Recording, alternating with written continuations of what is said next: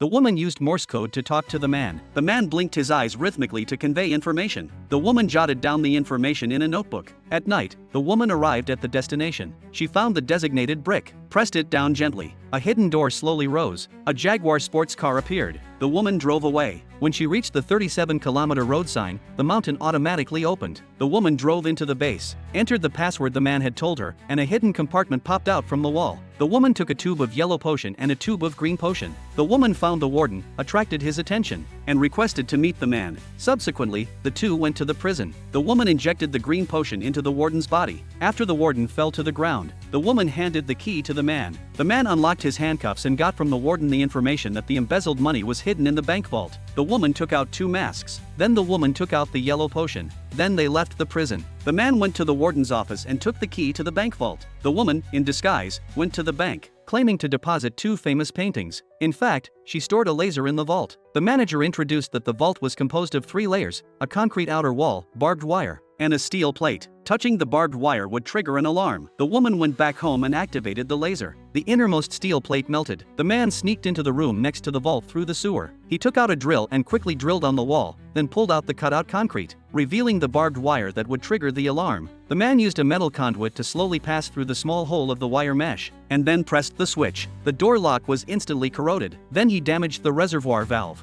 and water quickly flooded the wire mesh. The bank alarm was triggered immediately. The security guards quickly checked the surveillance and found that it was just due to the water inflow. They temporarily turned off the alarm. Soon, the entire vault was flooded, and the security system completely malfunctioned. The man took out tools to cut the barbed wire, and smoothly entered the interior of the vault. He opened the warden's safe with the key. Inside were jewels of inestimable value. At this time, the police chief received the notice and arrived. The man had just emerged from the sewer. He came to the seaside, but was shot by someone. It was the police chief. The man suddenly stepped back a few steps, and the police chief immediately followed. The woman hit the police chief with a stick. The man picked up the pistol and told the police chief that what he stole were ill-gotten gains. After that, he threw away the pistol, got on a speedboat, and left gracefully.